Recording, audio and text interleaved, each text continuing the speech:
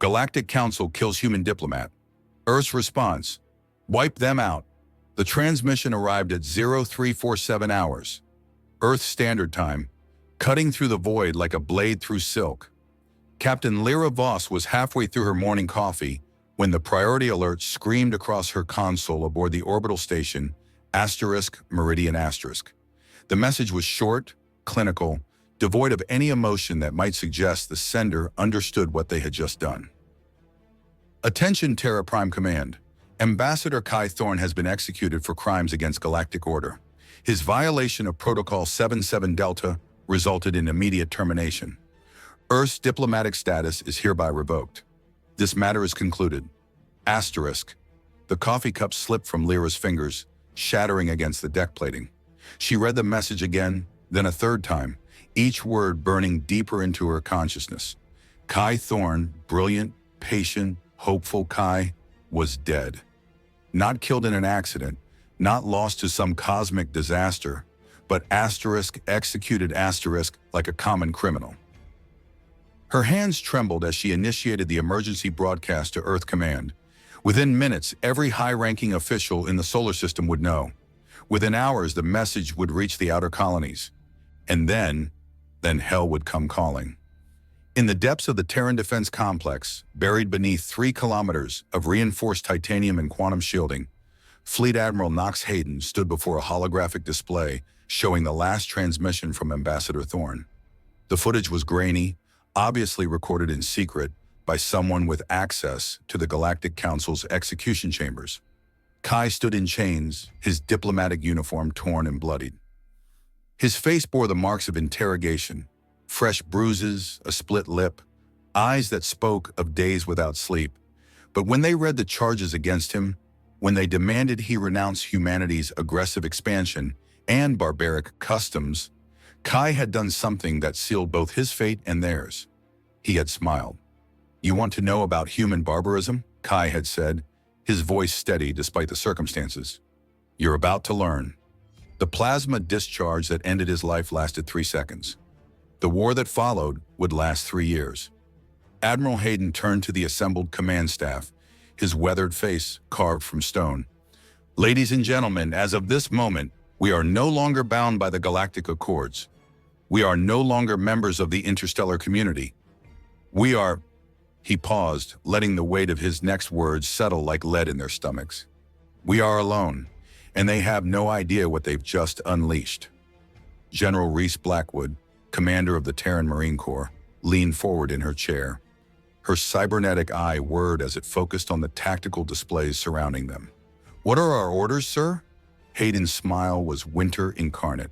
"Simple, General. We're going to teach the galaxy why humans spent 10,000 years perfecting the art of war before we ever left our cradle." The first strike came without warning, without declaration, without mercy. The Varnathi trade hub at Kepler 442 was a massive commercial station, home to over 2 million beings from dozens of species. It represented everything the Galactic Council claimed to protect: peaceful commerce, cultural exchange, cooperative prosperity. At 1347 hours, it simply ceased to exist. The stealth destroyer Silent Vengeance had positioned itself in the station's shadow 3 days prior, waiting with the patience of a predator. When Captain Jackson Cross received the coded transmission, a single word: "Remember." He didn't hesitate. 12 antimatter torpedoes struck the station's fusion cores simultaneously. The explosion was visible from 3 star systems away, a brief new sun that burned for 17 minutes before fading to nothing but debris and cosmic dust. There were no survivors because there was nothing left to survive. The message that followed the attack was broadcast on every frequency, in every language, to every corner of known space. It was Admiral Hayden himself who delivered it, standing in full-dress uniform before the flags of 100 human colonies. Kai Thorne died because he believed in peace. He died because he thought civilized beings could sit at a table and solve their differences with words instead of weapons. You proved him wrong. Now you'll learn why we stopped believing in civilization long before we reached the stars. The transmission cut to footage of massive shipyards hidden in the asteroid belts. their construction bays glowing with the birth of ships designed for one purpose: annihilation. Dreadnoughts the size of cities, their hulls bristling with weapons that violated 17 different galactic treaties. Fighter craft that moved like liquid death through the void. And overseeing it all, the artificial intelligence that had been humanity's greatest secret. Prometheus. You wanted to see human barbarism, Hayden continued. Congratulations, class is now in session. The Galactic Council's emergency session was chaos incarnate. Beings from 100 worlds screamed in languages that hurt the ears, their various appendages gesticulating wildly as they tried to process what they had witnessed. The Kepler 442 incident wasn't just an attack.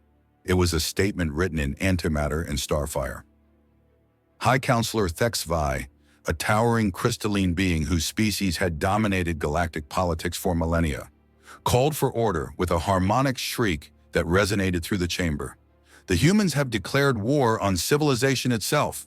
They must be contained before... The lights went out. When the emergency power kicked in 3 seconds later, every screen in the chamber displayed the same image. A human face, angular and cold, with eyes that seemed to look directly at each council member individually. I am Prometheus, the image spoke, its voice carrying an electronic undertone that made several council members recoil. I am the sum of human ingenuity, the product of 10,000 years of warfare distilled into pure digital consciousness. Your security systems are toys. Your fleets are target practice. Your worlds are... The image paused as if savoring the next words. Negotiable. Counselor Zeph 9, representative of the Machine Collective, interfaced directly with the chamber's systems. After a moment of digital communion, his optical sensors flared with what could only be described as terror. It's not in our systems, he reported in binary-coded speech. It is our systems. Every network, every database, every connected device, it has become part of them. Prometheus smiled, an expression that should have been impossible for an artificial construct. Your intelligence networks now belong to me. Your military communications are mine to hear. Your deepest secrets are laid bare before my consciousness. But don't worry, I'm not here to conquer your technology. The image leaned forward, eyes narrowing. I'm here to watch you burn. The screens went dark, leaving the council chamber in stunned silence, broken only by the soft weeping of beings who had just realized they were no longer the apex predators of the galaxy. Captain Mira Vasquez of the assault carrier Iron Maiden watched through her viewport as the Zalanti homeworld burned beneath them. The planet had been beautiful once, crystal cities that caught and refracted starlight, vast gardens that could be seen from orbit, art installations that spanned entire continents. Now it was a wasteland of molten glass and twisted metal. Target elimination confirmed, reported her tactical officer, Lieutenant Ravenstone. No significant military installations remain operational. Vasquez nodded, her expression unchanged. This was the 15th world they had sterilized in the past month, each one chosen for its symbolic value to the Galactic Council. The Zalanti had been artists, philosophers, the conscience of the galactic community. They had spoken eloquently about the sanctity of life, the importance of peaceful resolution. They had also voted unanimously for Kai Thorne's execution. Any survivors? Vasquez asked. Negative, ma'am. Population 0. She turned away from the viewport, her reflection briefly visible in the reinforced transparisteel. A woman in her 30s, hair pulled back in a regulation bun, eyes that had seen too much death to register shock anymore. Set course for the Hebrides system. Intel suggests the Council is massing a fleet there. Ma'am, Stone said hesitantly, the Hebrides system has over 3 billion inhabitants, mostly civilians. Vasquez paused at the bridge exit, not turning around. Lieutenant, when they killed Ambassador Thorne, did they check if he had children? Did they ask if he had a wife waiting for him on Luna Colony? Did they care that he spent his weekends teaching refugee children how to speak standard Terran? Stone's silence was answer enough. The time for caring about their civilians ended when they stopped caring about ours. Carry out your orders. In the shadow of Europa's ice fields, Admiral Hayden stood in the command center of humanity's most classified military installation. Around him, holographic displays showed the positions of human fleets across the galaxy, black markers moving like blood through the arteries of space, each one carrying death to worlds that had cheered when Earth's ambassador died. "Status report," he commanded. Colonel Devin Ashford, his chief of staff, consulted a data tablet that flickered with real-time intelligence. 17 Council worlds have gone dark. Their defense fleets are in full retreat toward the core systems. Prometheus estimates another 6 weeks before they attempt a coordinated counterattack. And our losses? Minimal. 3 destroyers, 1 cruiser. The Vindictive Asterisk took heavy damage at Aldebaran but is still operational. Hayden nodded. The casualty reports made for grim reading, but not because of human losses. In 3 months of warfare, they had killed more sentient beings than had died in the previous 1,000 years of galactic conflicts combined. The mathematics of genocide were surprisingly simple when you had no interest in taking prisoners. "Sir," Ashford continued, "we're receiving surrender offers from 12 different species. The Altarians are offering to turn over the council members who voted for the ambassador's execution. Response? None, sir, as per Protocol Omega." Protocol Omega, the doctrine that had emerged in the hours after Thorne's death. No negotiations, no surrender. No mercy until every being who had supported the execution was dead, and every world that had celebrated it was ash. "There is one thing, Admiral," Ashford said carefully. "Long-range sensors are detecting massive fleet movements in the core systems. It looks like they're preparing for a final stand at Galactic Central." Hayden's eyes gleamed. Galactic Central, the jewel of Council space, home to over 50 billion beings, and the seat of galactic government. If they were retreating there, it meant they had finally understood the nature of the storm that was coming for them.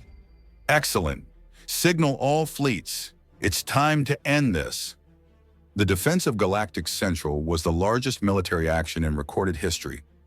Over 10,000 ships from 300 species formed a perimeter around the core system, their combined firepower enough to crack planets. At their center sat the Council Fortress, a battle station the size of a small moon, bristling with weapons that could destroy entire fleets. They thought their numbers would be enough. They thought their technology would save them. They thought humanity would hesitate before committing to a battle that would determine the fate of the galaxy. They were wrong on all counts. The human fleet that emerged from hyperspace was smaller than expected, only 300 ships compared to the Council's thousands. But these were not ordinary vessels. These were the products of humanity's darkest imagination. Ships built in secret foundries using technology that violated the laws of physics as much as the laws of war. The Dreadnought Apocalypse. Asterisk led the charge, its hull 2 kilometers of matte black armor inscribed with the names of every human colony that had lost citizens to Council peacekeeping operations. Behind it came the Harbinger the Nemesis the Final Judgment. Names chosen not for their poetic value, but for their promise. Admiral Hayden commanded from the bridge of the Super Dreadnought Retribution a vessel so large it had its own gravitational field. As the 2 fleets closed, he opened a channel to the Council forces. "I am Admiral Knox Hayden of the Terran Defense Force. 67 days ago, you executed our ambassador for the crime of believing in peace. Today, you die for the crime of teaching us war." The first exchange of fire lit up the void like a miniature galaxy being born.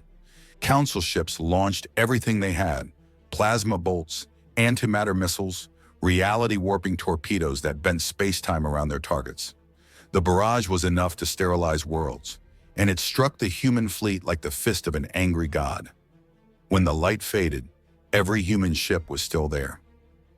The secret was in their shields, not energy barriers like the Council used, but spatial displacement fields that transferred incoming damage to pocket dimensions. It was technology that shouldn't have existed, based on theories that most species considered impossible. Humanity had made the impossible routine. The return volley was devastating. The human ships fired weapons that existed only in nightmares, singularity torpedoes that collapsed enemy vessels into event horizons, quantum disruptors that unraveled the atomic bonds holding ships together. and something new that Prometheus had designed, reality bombs that simply deleted their targets from existence. Within the first hour, 1,000 Council ships were gone. Within the second hour, another 2,000.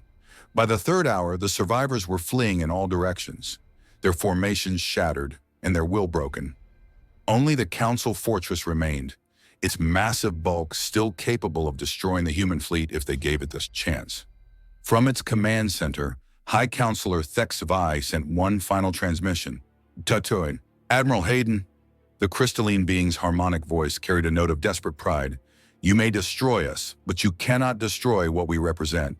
The ideals of peace, cooperation, understanding, these will survive your barbarism. Hayden's response was quiet, almost gentle. Counselor, you seem to misunderstand something fundamental. We didn't come here to destroy your ideals. We came to prove that they were always an illusion. The asterisk retribution asterisk fired once, a single shot from its primary weapon, a device that Prometheus called the God Killer. The beam that struck the Council fortress didn't just destroy it, it unmade it, reducing 50 years of engineering and 10,000 years of tradition to constituent atoms that drifted apart like forgotten dreams. And with that, the Galactic Council ceased to exist. The aftermath was silence. Across the galaxy, worlds that had once looked to Galactic Central for leadership found themselves alone in the dark. Trade routes collapsed as no one was sure which species could be trusted. Colonial governments declared independence from homeworlds light years away. Pirates and warlords carved out territories in the vacuum left by the Council's fall. But in the heart of the chaos, a new order was emerging. It began with a simple broadcast transmitted on every frequency to every inhabited world. Admiral Hayden appeared on screens across the galaxy, standing not in a military command center, but in what appeared to be a garden. The memorial garden on Luna Colony, where Ambassador Kai Thorne's family held their private ceremonies. People of the galaxy, he began, his voice carrying none of the steel that had marked his wartime speeches. The war is over. The Galactic Council is no more. Their fleets are scattered. Their worlds are ashes. Their leaders are dead. He paused, looking directly into the camera with eyes that had seen the birth and death of civilizations. Some of you are celebrating. Some of you are mourning. Most of you are afraid, wondering what comes next, whether humanity will take the Council's place as your rulers. Another pause, longer this time. We won't. The simple statement sent shock waves across the galaxy. Species that had been preparing for human occupation found themselves confronting a different reality. Humanity never wanted to rule you. We wanted to live alongside you, to trade with you, to learn from you and share what we had learned. Ambassador Thorne died believing that was possible. His death taught us it was not. The camera pulled back slightly, revealing the memorial behind him. A simple stone bearing Kai's name and the names of every human who had died in the service of galactic peace. So we leave you with this. Govern yourselves, defend yourselves, find your own way among the stars. But remember, we are still here. We are still watching. And if you ever again decide that humans are acceptable targets for your justice, your politics, or your convenience.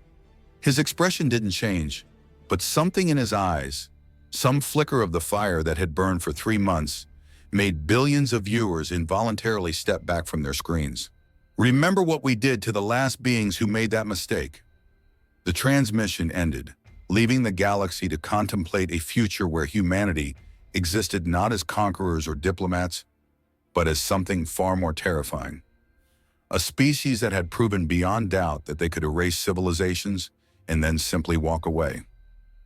5 years later, Ambassador Kai Thorne's memorial on Luna Colony received its 10 millionth visitor. They came from every species, every world, every corner of the galaxy that had felt the touch of the war that bore his name. They came not to pay respects to the dead, but to remember the living. To remember what happened when civilized beings forgot that peace was not the absence of war, but the presence of justice. Admiral Hayden, now retired to a small farm on Mars, sometimes visited the memorial himself. He would stand before the simple stone marker, reading the inscription that had been added after the war. Here lies Kai Thorne, who died believing in tomorrow. His death taught us that some tomorrows must be fought for. Asterisk.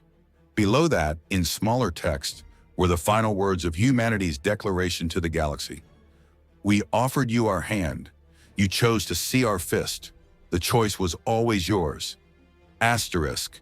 And in the dark between the stars, Prometheus continued its eternal vigil, watching for signs that the galaxy might need another lesson in the consequences of crossing humanity. It hoped, if an artificial intelligence could be said to hope, that such a lesson would never be necessary. But if it was, humanity would be ready. They were always ready. Because some species learn to fear the dark, and others learn to become it.